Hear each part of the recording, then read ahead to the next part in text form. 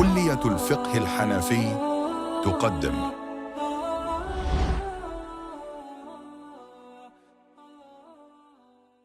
الحمد لله نحمده ونستعينه ونستغفره ونؤمن به ونتوكل عليه ونعوذ بالله من شرور أنفسنا ومن سيئات أعمالنا من يهده الله فلا مضل له ومن يضلله فلا هادي له ونشهد أن لا إله إلا الله وحده لا شريك له ونشهد أن سيدنا ومولانا محمدا عبده ورسوله أما بعد سبحانك لا علم لنا إلا ما علمتنا إنك أنت العليم الحكيم رب اشرح لي صدري ويسر لي أمري واحلل عقدة من لساني يفقه قولي اللهم انفعنا بما علمتنا وعلمنا ما ينفعنا ربنا زدنا علما. Assalamu alaikum wa rahmatullahi wa barakatuh to everybody. Welcome back to our next semester. We're going to continue inshallah today from where we left off in the previous semester. We're going to start from page 101 in my copy, the chapter title Making Up Missed Prayers, the Qadha prayers. So in this chapter we'll be going through in missed prayers, a person needs to maintain order. So if a person missed a prayer, missed the Dhuhr for example, and then missed an Asr, when they make up for it, they're going to have to maintain order, pray the Dhuhr first, then pray the Asr, and then pray the Maghrib of that particular day, the actual prescribed prayer. So the details regarding this we'll be going through, and then we'll also go through catching the congregational prayer. So when a person comes to the congregational prayer, then what are the rulings in terms of praying the sunnahs, not praying the sunnahs, and further rulings. So we will be doing parts of that in today's seminar. We won't finish it all, so we'll do parts of that insha'Allah. And we make dua as always that Allah subhanahu wa ta'ala grants us the ability to really grasp what we will learn here. We need to rectify our intention as well, to make sure that our intention is solely to please Allah ta'ala, that we gain all this knowledge solely to please Allah ta'ala. And may Allah subhanahu wa ta'ala grant us the ability to bring all that we learn into practice. Ameen ya Rabb. Bismillahir Rahmanir Rahim. Alhamdulillah wa salatu wa salamu ala Rasulillah. So we start off today's lesson from page 101 in my book. In my copy, it starts off with the chapter heading Making Up Missed Prayers, the Qadha prayers. So maintaining correct order, in Arabic we call this tartib, between a missed prayer and a current prescribed prayer, as well as between missed prayers themselves, is necessary, mustahaq, meaning a duty of a person. It's a due, it's necessary for a person to do. So this is a bit of a tricky concept. I'll try to simplify it as much as I can. What this means is a person must make sure that if they have missed a prayer, so for instance, if a person missed today's Fajr prayer, then they must make sure that before they pray the Dhuhr of today, they must make sure they have made up for their Fajr prayer. So they must make up for their Fajr prayer before they offer their Dhuhr. Now, this is saying as well as between missed prayers themselves. So if a person missed more than one prayer, so for instance, they missed, let's say for argument's sake, they missed their 3 prayers, Fajr, Dhuhr and Asr. Then before they pray their Maghrib, they must make sure they pray, firstly they must make sure they pray their Fajr, Dhuhr and Asr, but they also must make sure they maintain the order. So they must pray their Fajr first, then Dhuhr, then Asr, and then they would be able to pray their Maghrib of today. What they shouldn't do is mix up the order, pray Asr first, then pray Fajr, then pray Dhuhr for instance. Don't do it in that order. Maintain order between the missed prayers as well. So Fajr first, then Dhuhr, then Asr. that's the idea here. There's two factors to be considered. One is to pray the missed prayer before the current prayer. And when you're making up the missed prayers, you have to make up the missed prayers in order. First one first, then the second one, then the third one. That's the two concepts here. And if a person doesn't do this, what happens? So if, for instance, a person missed their Fajr of today, and before praying the Fajr and making up for the Fajr of today, they end up praying the Dhuhr. They prayed their Dhuhr. Then after the Dhuhr prayer, they make up for their Fajr. So they make up for their Fajr. Now what will happen? That Dhuhr prayer will become invalidated. So in essence, what would happen, if we just take it back one step, I should have maybe explained this first. If a person misses their Fajr, then prays their Dhuhr, that Dhuhr prayer is not yet valid, is not yet going to be accepted. What happens to that Dhuhr prayer is that it's suspended. It's suspended, it's hanging in the balance. If after that Dhuhr prayer, which is hanging in the balance, is suspended, if the person makes up for that Qadha prayer, that Fajr that they've missed, now this Dhuhr turns into a Nafil. It's no longer valid. It will turn into a Nafil. They will have to now, after Fajr, re-perform their Dhuhr. They will have to perform their Dhuhr again. They will have to offer it again. So this is why, because maintaining order is necessary. It was important for this person to do this. So they should have prayed their Fajr first, then their Dhuhr. But they prayed their Dhuhr first, then they prayed their Fajr. So that Dhuhr becomes invalid.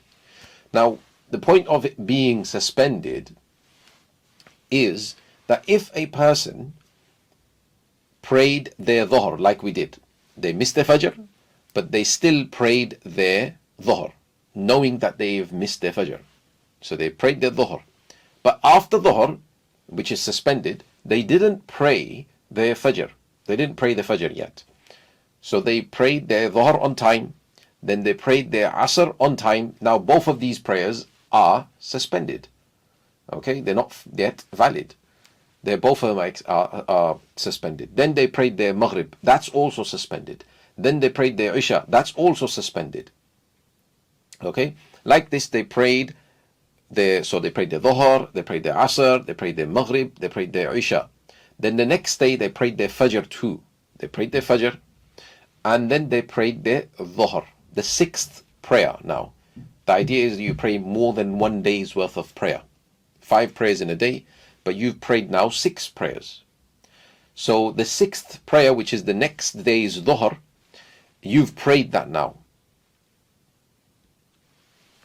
So now what happens, all those prayers that were suspended, were hanging in the balance, they all become valid now. And why that happens, I'll explain later. It's very intuitive to understand, but just to understand what happens first, okay? It might be at this moment in time a bit confusing that what's this happening here? But the point, you have to understand what's happening first, and then you will understand why this happens.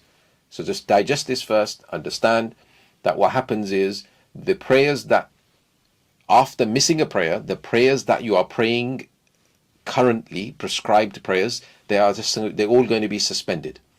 So that Dhuhr, for example, in our examples of Dhuhr, Asr, Maghrib, Isha, and then the Fajr of the next day, and then the Dhuhr of that next day, they're all going to be suspended. But once you pray that Dhuhr now what happens? They all become valid now. They all become valid. And then after that Dhuhr prayer, if you make up for yesterday's Fajr that you had missed, now it will not invalidate the 6 prayers that you've prayed already, the ones that were suspended. They will all be valid. It will all be good. It's no problem. So that's the ruling over here. If, however, before the 6th prayer, anywhere before the 6th prayer, I gave an example of straight after Dhuhr, but if after Asr or after Maghrib or after Isha or after Fajr, anywhere in between there, if they made up for that Fajr prayer, those prayers that were before them suspended, those prayers all will become invalidated. Just like the Dhuhr would become invalid and you have to repeat that dhuhr, you will have to also, if for example, let's say the person missed the fajr, they prayed their dhuhr on time, they prayed their asr on time, they prayed the maghrib on time. After maghrib, they decided to make qada of the fajr of today. What will happen? That dhuhr, asr and maghrib that was suspended, they'll all become invalid. They've made up for that prayer, that fajr prayer after maghrib, so they'll invalidate all those prayers, they will all become nafil. And now after fajr, after the qada of fajr, they will have to make up for dhuhr, they will have to make up for the asr, and they will have to make up for the maghrib. Now they'll have to repeat those prayers again in order. That's how important this is in terms of making sure that a person maintains the order. This is called the mas'ala of sahib at-tartib, the person that needs to maintain order in prayer. This happens for a person who has no qada prayers in their life. They've not got any qada prayers. They're on track, basically, okay? So this is the ruling for the person, that they must maintain order. Now, why this happens, in the last few minutes I'll explain. Why this happens is because when the prayer is suspended, the point is that the person who has to maintain this order, like I said to you, a person who has got no salats missing, or a person who has got less than 1 day's prayers missing, so meaning less than 6 prayers missing. So if a person has 5 prayers that they have missed, they've got qada to do of, then this person is called sahib at-tartib, meaning this person must maintain order. So if a person missed 2 prayers, 3 prayers, 4 prayers, or 5 prayers, then this person has to maintain order. That's the ruling for this person. Now, if this person does this, mixing of orders, that's what's going to happen to their prayers. But if there is a person who has missed more than 5 prayers, they've missed 6 prayers, or more, 6, 7, 8, 100, whatever it is, they've missed more than 1 day's worth of prayers, they've missed more than 5 prayers, then this person is not sahib at-tartib. Therefore, they are not obliged to maintain order. They don't have to do it in order. So I guess a lot of people will be like that. So they do not have to maintain order anymore. They can do it in any order, basically. So this ruling won't apply to them. So if, for example, they've got multiple prayers that they've missed in their life, right? And today they missed the fajr. Then they prayed their dhuhr. After praying dhuhr, they pray their fajr of today. They make up for the fajr of today. That dhuhr will be fine. That dhuhr will be fine. Nothing will happen to that dhuhr. Why? Because they've got multiple prayers to make up. So a person who has multiple prayers to make up, more than 1 day's worth of prayers to make up, meaning 6 prayers at least to make up, this person does not have to maintain order. That makes sense to hopefully everybody. Now, if that is the case, now you come back to this ruling that we just did. If that's the case, that you don't have to maintain order here, that then means that, the prayers that were being suspended, so the person who is sahib at-tartib, they missed their fajr, but they prayed their dhuhr. That dhuhr is suspended. They prayed the asr. That asr is suspended. They prayed the maghrib. That maghrib is suspended. They prayed the isha. That isha is suspended. They prayed their witr. That's also suspended, but it doesn't count towards the number over here. Then they prayed their fajr. That's suspended. Then they prayed their dhuhr. That's suspended. Now, all these prayers were suspended, so it's as if they weren't accepted. So now they've become a person who's missed 6 prayers in essence, in one way, one angle. So they've missed 6 prayers. So once they've missed the 6 prayers, after that, if they make up for their yesterday's fajr, this will not spoil those 6 prayers anymore, because they are no longer sahib at-tartib. They are no longer a person who needs to make up the prayers in order. So after that, they are praying their fajr. So that will not invalidate the 6 prayers. So those suspended ones will become now valid. So this is like a loophole, you can say, for a person who missed it, and then they're going to end up, praying the prayer on time. Then they have to make sure they don't make qada of that prayer. If you can simply understand it, they can't make up the qada of that prayer until after that prayer the next day. So if, for example, they missed the fajr, they have to make up for that qada after that the next day of that prayer. So he ends up having missed 6 prayers in a row.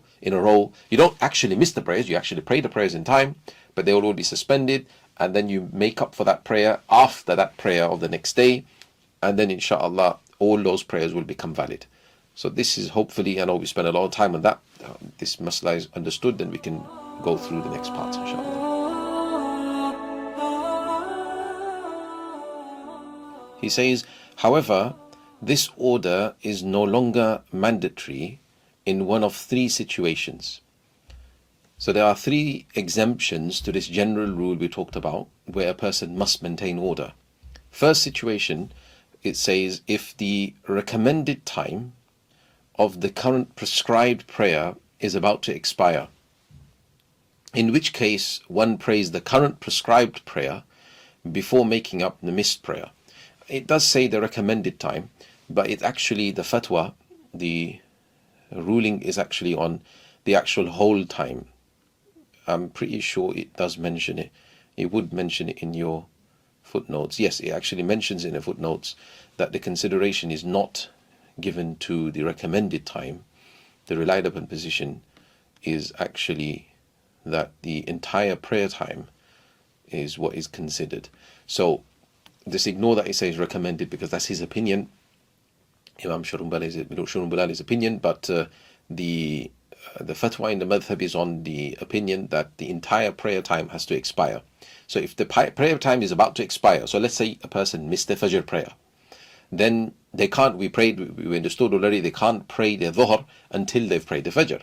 But if the Dhuhr time is about to expire, they only have enough time to pray their Dhuhr prayer, then they will pray the current prayer.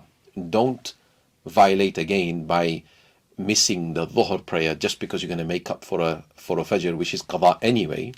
So there you will be excused, the person is excused, and they are allowed to pray their Dhuhr prayer now first, and then they can make up for their Fajr after that. The order can be switched here, no problem, and the Dhuhr will be valid. The Dhuhr will be valid, because this is an exceptional ruling. It's an allowance that they have given here, okay? So this is what it means for that first exception. The second exemption is the forgetfulness. So if a person forgets that they woke up, they forgot that they missed their Fajr, because normally they pray Fajr, they assume that they've prayed Fajr today as well, they didn't realize they've missed their Fajr. Then they came and they've prayed their Dhuhr, they completely forgot that they've missed their Fajr. Then they remembered, oh no, they've already prayed Dhuhr, but then they remembered after praying Dhuhr that they missed their Fajr. Now, if they pray Fajr now as qada after the Dhuhr prayer, this again will not invalidate the Dhuhr prayer. The Dhuhr prayer will be fine. So again, forgetfulness is another excuse. And the third excuse it gives is if the number of missed prescribed prayers, excluding witr, becomes 6 or more. I told you already the witr is not included within the 6. So I've already explained this one, that the number of missed prayers, prescribed prayers, they become 6.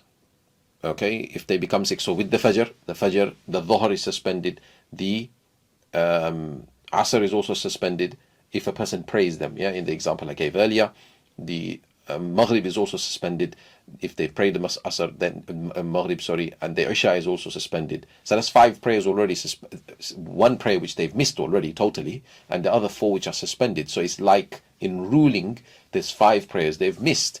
Now they only need to miss their next day's Fajr. They don't need to miss it, meaning they prayed their Fajr next days, and that also became suspended. So now after that Fajr, I think I gave the example of in the example I also mentioned Dhuhr, but the Dhuhr doesn't need to be, yeah? It is only the prayer that you missed, or like the rule I gave, which is that the prayer you miss, so let's say you missed Fajr, you can pray that Fajr qada after the next day's same prayer. So after the Fajr of the next day, which is going to become a total of 6, it's always going to be the same. So if you miss your Dhuhr, the next day's Dhuhr, once you've prayed it, there's now a total of 6 prayers. There's a total of 6 prayers that you will end up having missed, meaning 1 prayer you actually missed, and then the other 5 prayers which have become suspended. So then what happens? If this happens, if a person has actually 6 prayers missed or more, or the way I've mentioned it, 5 of them are suspended and 1 becomes actually missed, then the order is no longer necessary on the person. So hopefully this all makes sense to everybody. I know that this is a very tricky mas'ala. It's many times students, when they study this mas'ala, this ruling, it's a little tricky, but hopefully we've explained everything, and the reasons for why this happens is also being explained, inshallah. So then it says, hence, that which one prays of current prescribed prayers, even witr, is invalid yet suspended. So I've explained this. It's invalid, meaning it's not going to be fully valid yet, it's going to be suspended. And when is it suspended till? I've explained this as well, that when it becomes instated is when there are 6 prayers in total that are in this fashion, that are all suspended, meaning 5 prayers are suspended, including the first prayer that they've missed. So then a total of 6 prayers are in this manner. This then makes all the prayers that are previous to it, makes all of them valid. Okay, the 5 prayers that they've prayed. Obviously, they still have to make qada of the first prayer later. But if a person in between, like I explained earlier, in between ends up doing qada, then it will invalidate all the prayers that prayed before that. That's why it's invalid yet suspended. It is, moving on, it is not necessary in the intention of making up a missed prayer to specify the exact number. Okay, sorry, exact prayer. You don't have to specify the exact prayer. You don't have to say that I'm praying Fajr of the 10th of January 2024, for example. You don't have to say the exact prayer, or you don't have to say that I'm praying the Fajr of last Tuesday. You don't have to exactly pinpoint out which the prayer. You have to just say, rather it is sufficient to intend a dhuhr, to say I'm praying a dhuhr, or an isha, I'm praying an isha, that one owes, that I obviously have to pray. That much is sufficient, it says. Now this is one opinion. This is one opinion that some scholars have given, some jurists have given fatwa on, which obviously Allama Shurumbaladi is going by. However, the more cautious opinion is to at least specify to a degree, some sort of specification, which is that a person says that I'm praying the last dhuhr that I missed, okay, or I'm praying the first dhuhr that I missed, or any other prayer. Isha, I'm praying my last Isha, or I'm praying my first Isha. So every time, if you say my last Isha that I owe, then once that's prayed, then you say I'm praying my last Isha that I owe now, then it's going to become the next one that you owe, like that, and it's going to constant. You can keep saying the same thing. So there's some degree of specification. So they say that this much is needed. So the cautious opinion is to follow this opinion. So it's not hard to say. Just say I'm praying my last Isha that I owe. And then once you've prayed that, is no longer owed. So then the one before that will become the last one that you owe. So you can say the same thing, I'm praying my last Isha that I owe, and you carry on going like this. So this is the more cautious thing to do. And he says this ruling also applies to fasting, that you don't have to specify which day of fasting you're doing. You just have to say the last fast that I missed, I'm making up. The last fast that I owe, I'm making up. And then you carry on going like that. And that's the cautious opinion. Obviously, the opinion that he's mentioning over here in the book, he's saying you just have to say I'm making up a fast. That's it. So there are 2 opinions, but the cautious opinion, like I've already mentioned to everybody. Then he says, one who did not emigrate to Muslim lands, so there's somebody living in a non-Muslim land, after his conversion to Islam, is excused from the obligation of making up missed prayers or fasts due to his ignorance of the sacred law, the Sharia. Now this is a special ruling if a person was actually ignorant of any rulings of Sharia before this, and then they didn't know they had to make up for the prayers, then they will be excused for not making up those prayers and fasts. They've accepted Islam and they carry on praying from now. That's an exceptional ruling.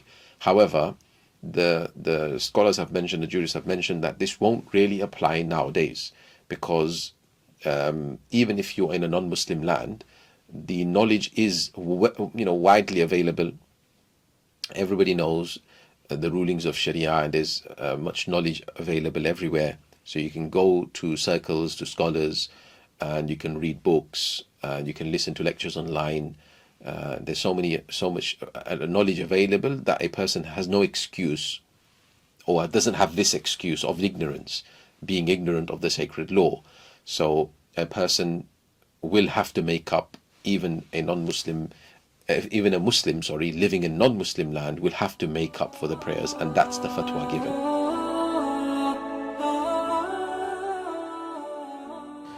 Okay, now continuing with the next title we have here, catching the congregational prayer.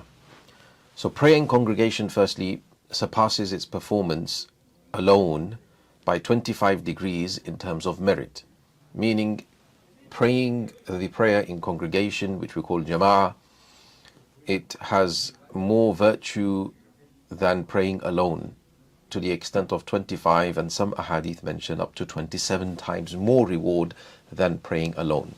So obviously here we have a bit more of the emphasis to pray the prayers, the fard prayers, the obligatory prayers with the jama'ah, with the congregation.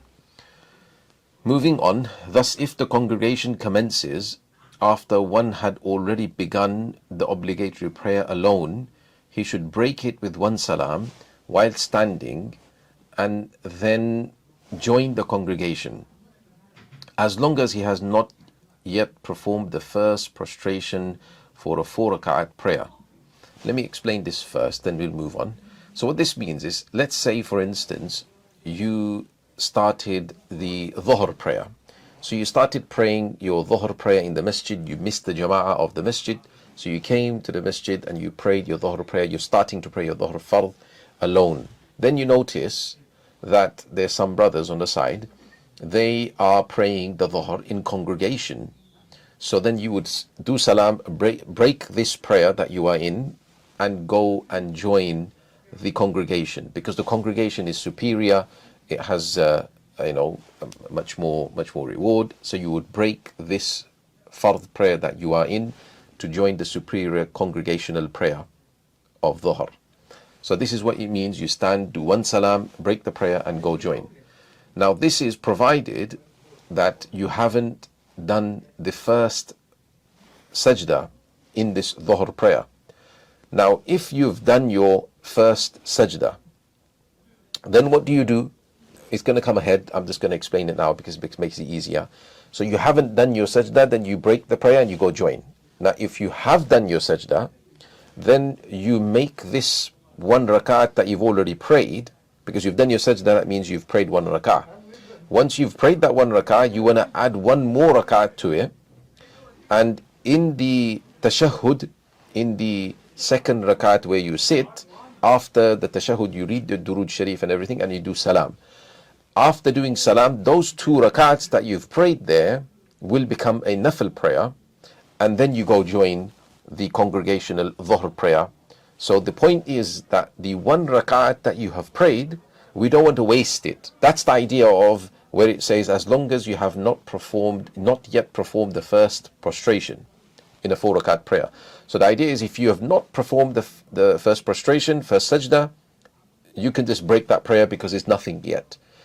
But if you have performed the first sajda, we don't want to waste this prayer of yours. So what we'll do is we'll tell you to pray 1 more rak'at, just add 1 more rak'at, quickly pray 1 more rak'at, make it 2 rak'ats.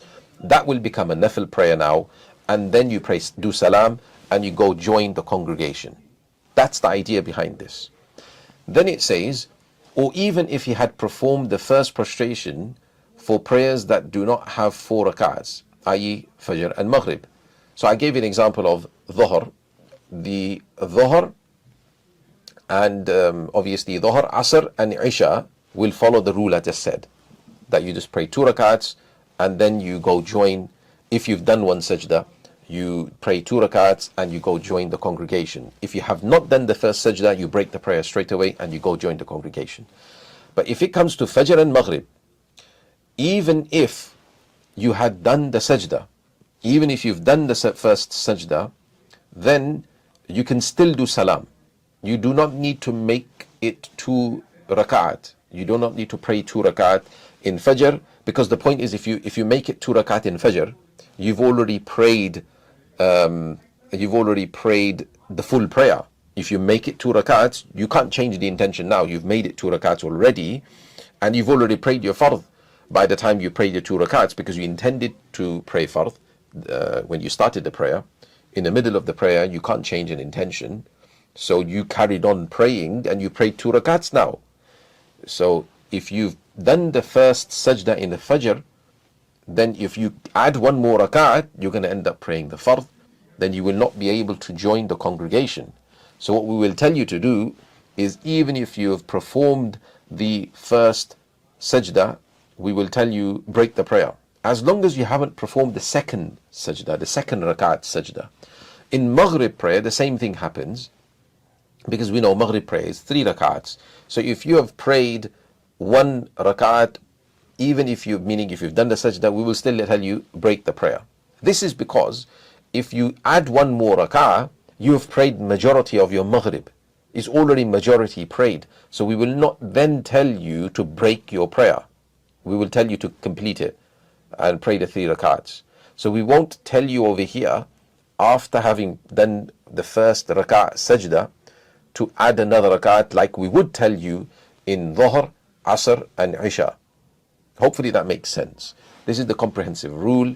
Now hopefully people have understood this, so we will just read it from the book. So this part I've already explained. Even if you had performed the first prostration for prayers that do not have 4 rakats, i.e. Fajr or Maghrib prayers. For those prayers specifically, i.e. the 4 rakat prayers, if he had already performed the first prostration, he should add a second rak'ah, like I said, add a second rakat, such that it becomes a 2 rakat voluntary prayer. And then obviously you do a salam at the second rakat, and then join the congregation intending the obligatory prayer. So that's the idea here. And if he had completed 3 of the 4 rakahs, so in a 4 rakat prayer now, you had already completed 3 rakahs. And what that means is, how do you complete a rakah? By doing the sajda. So you have completed 3 rakahs by doing the 3rd rakat sajda. You've only got 1 rakat left now. So again, the concept here is that you have prayed the majority. Because you've prayed the majority now, he should finish the prayer, i.e. all 4 rakats. Now finish the prayer, add 1 more rakat, even though the congregation has started. You've prayed the majority of your prayer. We will not tell you to break that prayer now. And then join the congregation with the intention of performing a voluntary prayer, except for Asr, meaning only for Dhuhr and for Isha, because we're talking about 4 rakat prayers, remember here. So for Dhuhr and for Isha, you can now, after having completed your fard alone, because you've prayed 3 rakats, we'll tell you to add 1 more rakah, and that will be your fard. We'll tell you join the congregation with the intention of nafil now. Okay? Because after Dhuhr and after Isha, you can pray voluntary prayers. And the exception of Asr is because after having prayed Asr, it is makruh, it is disliked, prohibitively disliked to pray nafil prayers. So after you have prayed, let's say you prayed 3 rakats of Asr and then the congregation started. So the rule here now is finish your Asr off, add 1 more rakah, finish your Asr off, and that's it. You can't then join the congregation with a nafil intention, because that after Asr, you can't pray nafil prayers. So this is a lot of things coming together. Hopefully all of this is making sense. Then it says, regarding the 4 rakat of sunnah. So now we're moving on to sunnah prayers. So if you start your sunnah prayer and then the congregation starts, what happens there? So hopefully people understand why this is, the first line we talked about, why congregational prayer is superior, because of the reward for it. And from there he's offshooting that, okay, if the congregational prayer is superior, then what if you have started your own fard prayer, your own obligatory prayer, and that obligatory prayer starts as well? So what do? Because you go, the concept is you can go to something which is more superior. So you break the prayer you currently are in to join a prayer which is more superior. That's the idea. Okay, but you do not break that prayer that you are in, which is an obligatory prayer, to join something which is lower. Okay, that's the idea. So obviously that's generally not going to come about, but I'm trying to link why he's mentioned in terms of the fiqh. Hopefully people can understand that. So now he moves on to, like I said, the sunnah prayers. So regarding the 4 rak'ah of sunnah before the Friday prayer or before dhuhr, one should break the prayer after only 2 rak'ahs. So if a person is praying 4 rak'ah of sunnah on the day of Jumu'ah, before the Jumu'ah, and the Imam, he stands on the pulpit, he's going to start doing the khutbah now. So now you have to break that prayer only after 2 rakats. So you pray 2 rakats quickly and you break the prayer, you finish the prayer off. And likewise, the 4 rakat of sunnah, you've started the 4 rakat of sunnah, and then the dhuhr obligatory, the dhuhr fard, it starts, the congregation starts, the jama'ah starts. So what do you do with your sunnah prayer? So because it's the 4 sunnah of dhuhr, you make it into 2, and then you do salam and you join the congregation. Likewise, you sit and listen to the khutbah. You do not pray during the khutbah. So you finish off the 2 rakats quickly. So this is what a person should do when it comes to the 4 rakat sunnah. And then afterwards, because they intended to pray 4, they're going to have to make up for it afterwards. So after the fard of dhuhr, likewise after the fard of the Jumu'ah, they will make up for the 4 rakat that they broke. Okay, because you have to make up for prayers that you break. If you start a voluntary prayer and you break that voluntary prayer, you will have to make up for that voluntary prayer. So that's what's going to happen over here.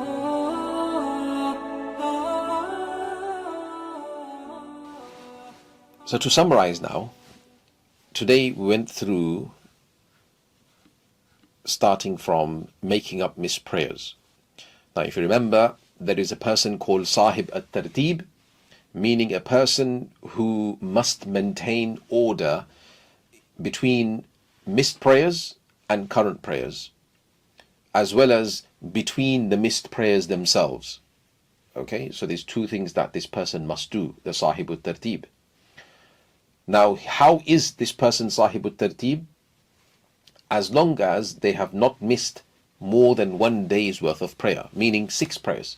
If they've only missed 5 prayers or less, this person will be Sahib at-Tartib.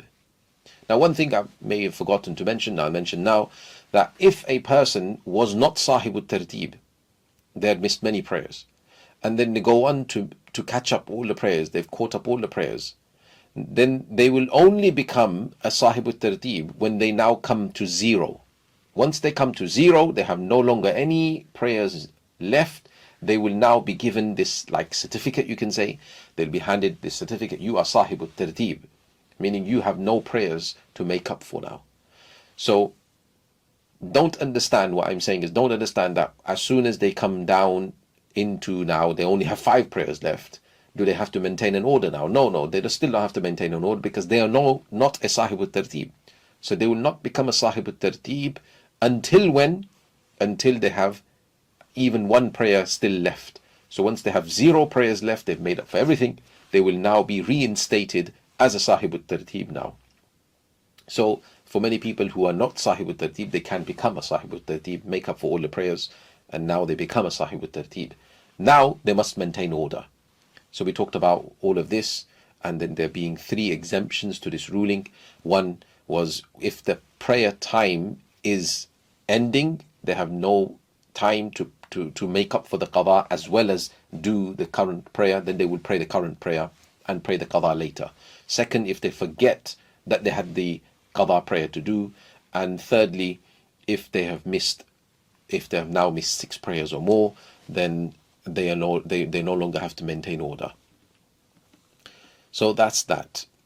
And then we went through the understanding of it not being necessary to specify exactly which qada prayer, which missed prayer that you're making up. You just have to say, like I said, according to the cautious opinion, just have to say that I'm making up my last dhuhr that I owe, for instance.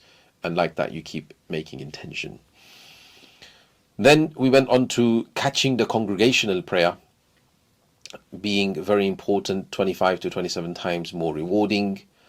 And if you've started your own prayer and the congregation starts, then you do salam and join that congregation.